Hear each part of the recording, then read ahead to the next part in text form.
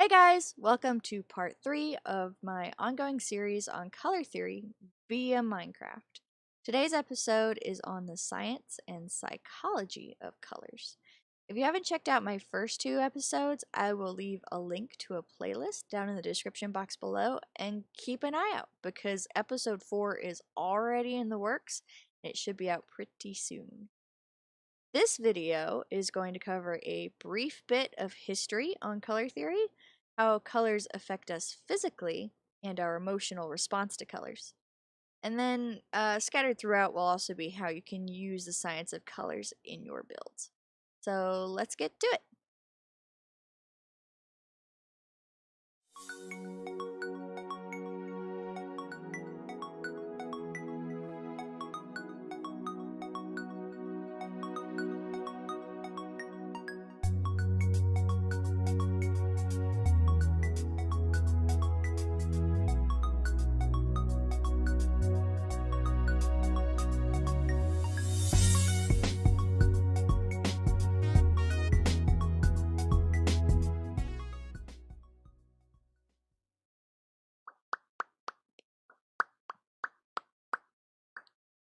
What am I doing?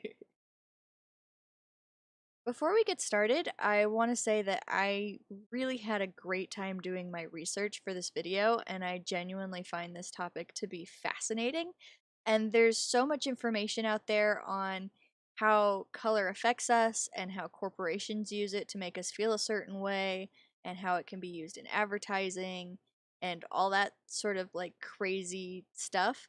And there's far too much information out there for me to put in just one video, so I highly recommend that you go look in the description box below and check out some of my source material because it's so cool, guys. I know I'm a color geek, but really genuinely there's tons of like fun facts and stuff to look at. So let's start this off by talking about Isaac Newton. Now, when you think Isaac Newton, you probably think, hey, that's the guy that the apple fell on from the tree, and he thought, ooh, gravity, right? Well, A, that's a myth. Don't believe your elementary school teachers. That's not exactly how it happened. Um, but B, Isaac Newton accomplished so much in his lifetime and was a real, like, Renaissance man. And one of the things that he isn't really credited for is something that elementary school kids know of, and we probably say it in art class all the time, and that's Roy G. Biv. Isaac Newton coined that phrase and was the first person to establish the color spectrum through scientific experiments using rays of light refracted through a glass prism. Without him, we wouldn't know Roy G. Biv at all. Prior to that, color had been kind of like a religious thing. Like, uh, color had been regarded as miraculous occurrences sent by God to um, guide us through life. Which I'm not saying that color isn't miraculous. I'm a color geek. I think it's the best thing ever. So, obviously, if God wants to talk to me through colors, I'm all ears, man. Let's do it. But Isaac Newton was the first person to put science behind color, and he published his works in 1704. I'm sorry, 1704. His discoveries were documented in Optics, or a treatise of the refractions, inflections, and colors of light. Isaac Newton liked a lot of big words, y'all. And this was regarded as the only real color theory up until the 1800s, in 1810 actually, when Johann Wolfgang von Goethe challenged Newton's view of color with zur Farbenlehre. That's probably not how you pronounce that. Or the theory of colors in English. Uh, Von Goethe was actually more known for poetry and works of fiction, but he also dabbled in painting, drawing, and scientific stuff. Um, but he argued that color was more than just a scientific measurement and was something observed uniquely by its beholder, and that color wasn't only the refraction of light and or solely the effect of physics, but that it was also shaped by our perception and could be studied and applied in aspects of philosophy. And he was kind of the first person to think this way.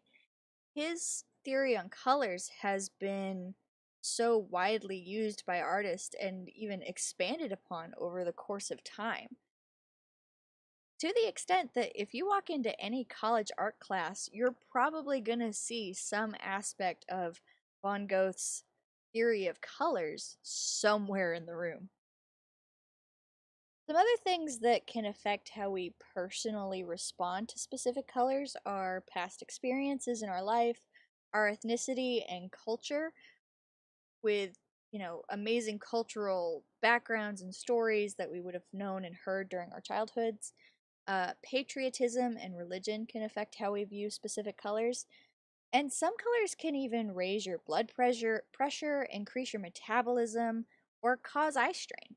So the science of color has really come a long way, and I'm really excited to kind of delve into it. Let's go.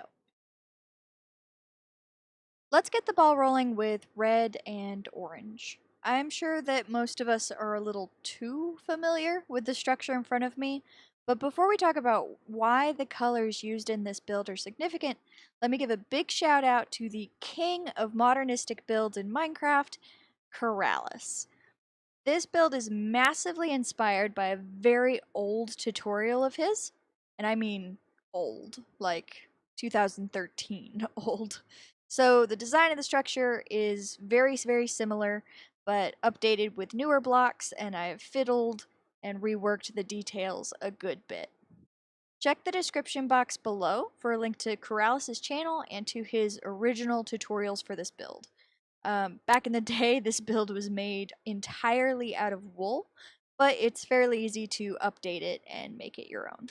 I also highly recommend checking out his inspiration series, where he features some truly epic builds, and the playlist for that will also be linked in the description below. So, red and orange. Red has been found to increase enthusiasm and heighten energy levels. It can affect respiration, blood pressure, and heart rate. Orange encourages activity, especially social interaction. And both red and orange have been found to increase your appetite. Have you ever noticed that most fast food chains and restaurants have similar color schemes? It makes sense now, huh? How many restaurants can y'all think of that make use of reds, oranges, and golden yellows? I can think of quite a few. You have McDonald's, Taco Bell, Arby's, Chili's, Red Lobster, Sitco, and the Outback. So many places use the red and orange effect. Even gas stations and convenience stores take advantage of this in an attempt, and a pretty successful one at that, to increase sales by making us hungry. And this doesn't stop with the food industry.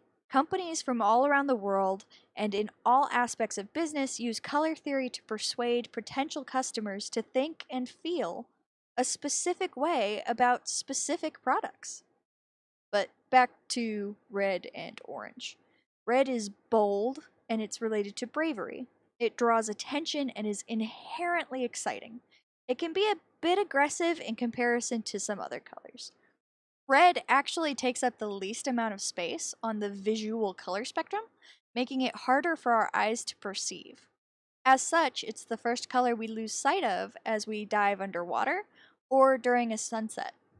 Orange is fun and flamboyant and considered warm and energetic. Similarly to red, it's a bit bold and it can be kind of divisive in a love it or hate it sort of way. As these colors are so bold and energetic, they make great colors for PvP arenas, obstacle courses, or any sort of build you want to feel action-packed. And again, thank you to Keralis. Guys, check the description box below for a link to his stuff, some additional videos. He's been a really big inspiration to me, so definitely go check him out. For yellow, I've brought us to a build I'm working on in a creative world that I've had for a few years. Hopefully one day I can show you more of this world, but it'll probably be when I'm more satisfied with my progress. At the moment, it's still very much under construction, and I'm sure you'll see half-finished projects hanging around. That being said, let's talk about how yellow affects us psychologically and how I've used it in this particular build. Yellow stimulates the nervous system, accelerates brain function, and activates memories. It has also been known to encourage social activity and communication and spark creativity. Our emotional response to yellow is overwhelmingly positive. The color yellow is associated with energy, joy, optimism, and hope for the future. It is widely regarded as the happiest color. As you can see, we're currently outside a farmhouse, or more specifically, Jack's farmhouse. The more observant of you may have noticed the half constructed beanstalk lurking at the edge of the screen. Um, the beanstalk itself is about half done. I'm in the middle of getting its shape just how I want it. Eventually, I plan on having an entire cloud city up at the top filled with mini games and all sorts of fun builds. The beanstalk is going to be the way up and down, and the idea is that you come in from the nether portal in Jack's room, and all the stuff that's on the ground isn't going to be super important or get a whole lot of attention, but you kind of see things from Jack's perspective, and having these endless fields of yellow just outside the house accomplishes a couple of important things for my build. One of them is the sense of middle of nowhere, miles from anything kind of backdrop, which is pretty important to Jack's character development and outlook on life. The other is that heightened sense of adventure and excitement for what lies ahead. The emotional response that we automatically get to all of these expanses of yellow does most of the work for me. So when I eventually have my Cloud City built, this entrance into the entire story is really going to help with the feel and the aesthetic that I'm going for. So, I've taken us to yet another world so that we can explore a build by the legendary Bdoubleo 100. This is an old save file of Bdubs that he made available for download a couple years ago, and it has a special place in my heart because I used to watch Building with Bdoubleo religiously, and I still like to visit this world for inspiration. So, if you watch this series like I did, you might already know this place, but if not, welcome to Timberstone Castle. I'm sorry if my frame rate is a little bit choppy. As much as I love this world, my computer apparently does not. But we're gonna try and push through it so you can kind of see the build. And if it's really bothersome to you, then by all means, there will be a link in the description. Go download this world and explore it because it's so much fun. B-dubs might not have known it at the time, but his choices in color created the perfect atmosphere for a castle and is a great representation of successful use of color psychology in a build. Let's start with his use of gray. Gray, being the intermediate of black and white, affects us in some weird ways. It's associated with the same depressive aspects of black without the emptiness and intense negativity, and it's associated with the uplifting character of white but without the hopefulness and the purity. Due to the juxtaposition of these two extremes, gray is often found to be unsettling. Gray is associated with intellect and knowledge, as well as sophistication and professionalism. It can also correspond with dignity and a sense of disinterest or neutrality. In contrast to the unsettling nature of gray, blue has a calming and tranquilizing effect on our minds. Blue is associated with trustworthiness, dependability, and commitment. It's thought that our brains connect blue with permanence because of the perceived perpetuity of water and the indefinite expanse of sky. Blue has also been shown to aid focus and increase productivity. So, there's a few reasons why the color combo of gray and varying shades of blue make such a great impact and are perfect for a castle. A castle tends to represent the power of a kingdom and the reach of a monarch, The gray creates this sense of dominance, while the blue creates a sense of reliability, which is perfect for winning over the masses. Also, the calming nature of the blues and teals equals out that disquieting nature of gray. Altogether, this is a perfect color combo for a build. So this has been Timberstone. Check the description box below for a link to Bdoubleo's YouTube channel and to his World Tour episode with the World Download. Unfortunately, Bdubs isn't really making much content anymore, but his series Building with Bdoubleo is honestly one of the most inspirational series that I've ever come across for building, and I can't recommend it enough. If you want insight into making a truly immersive Minecraft world, his series is definitely for you. And again, all of his information is linked below, so go check it out. For the color pink, we are back in my creative world, but this time in a sugary sweet themed area called Moller's Ache. As you can see, this area is still very unfinished, so I apologize for all of the construction. Like the color red, pink can increase your blood pressure and raise your heart rate. It has a similar energetic impact, but without being as aggressive or bold as red. Do you remember how red and orange have been found to increase your appetite? Well, it turns out that pink has a related effect in that it can cause you to crave sweets, which is why you'll sometimes see pink used as a design element in bakeries or ice cream parlors and smoothie shops. I've also decided to use it a fair bit here in Muller's Egg. Pink can also instigate action, boost confidence, and encourage friendliness. Pink is considered youthful, fun, and exciting, and associated with things that are cute, romantic, and sweet. And now on to green. The color green has a soothing and relaxing effect, both mentally and physically.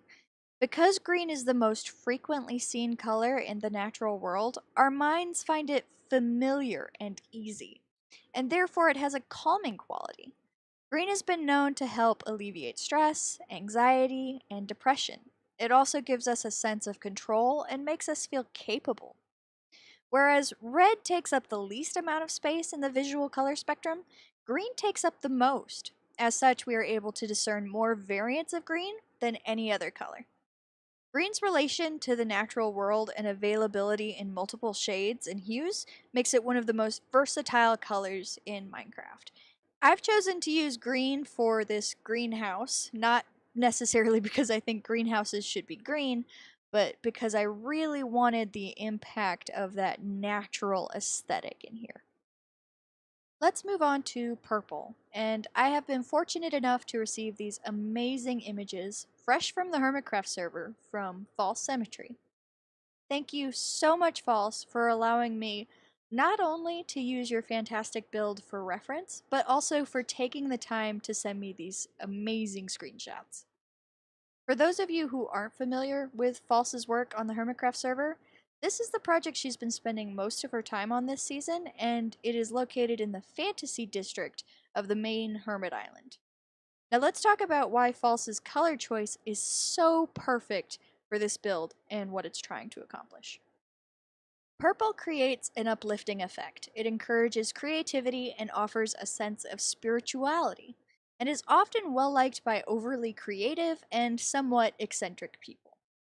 When we talked about gray earlier, I explained how the opposite effects of black and white combine in an interesting way that can be considered unsettling. Well, purple has a similar juxtaposition, being the combination of red, which is bold, energetic, and intense, while blue is calming, tranquil, and dependable. The combination of these two ends of the spectrum create a mystical, otherworldly effect in our minds. It's also fairly uncommon to come across purple while in the natural world, adding to the enchantment of this color. So, even though False doesn't have any mythical creatures or magical lore surrounding her build, it still reads fantasy 100%. In essence, her color choices have done most of, if not all of the work for her. Let's also, real quick, talk about her use of white. White has been found to aid mental clarity and encourage cleanliness and organization. White evokes a sense of purity and hope, and also tricks our mind into thinking that things are lighter in weight than they actually are. It can even be used to make things feel ethereal or heavenly, making it another great choice for this build. I asked FalseSymmetry what her motives were for color choice in this build, and she said this. The color purple was chosen because I wanted the area to be grand, sort of palace looking. Purple is pretty well known for being a royal color, as it was difficult to make, so only the rich could get it. False is absolutely correct. What she's referencing is called historical context, and all colors have some sort of historical context or known symbolism, and they play an important role in modern color theory. I'll actually be covering that in my next color theory video, so stay tuned for that. Again, a huge shout out and thank you to FalseSymmetry. If you haven't checked out any of her videos yet, there is a link to her channel in the description box below, and also a link to her HermitCraft Season 6 playlist. There's also a link to HermitCraft.com where you can check out other hermits and have access to all of the latest HermitCraft related news. Last but certainly not least is black. Black can be a bit of a daunting or even intimidating choice of color in a build. So for this example, I really tried to make something impactful and dynamic. Black is essentially the lack of color. It evokes a sense of emptiness, which can be thought of as restful and serene, or as eerie and indomitable. The void that is pure black can rouse a sense of potential and possibility. Black is innately mysterious.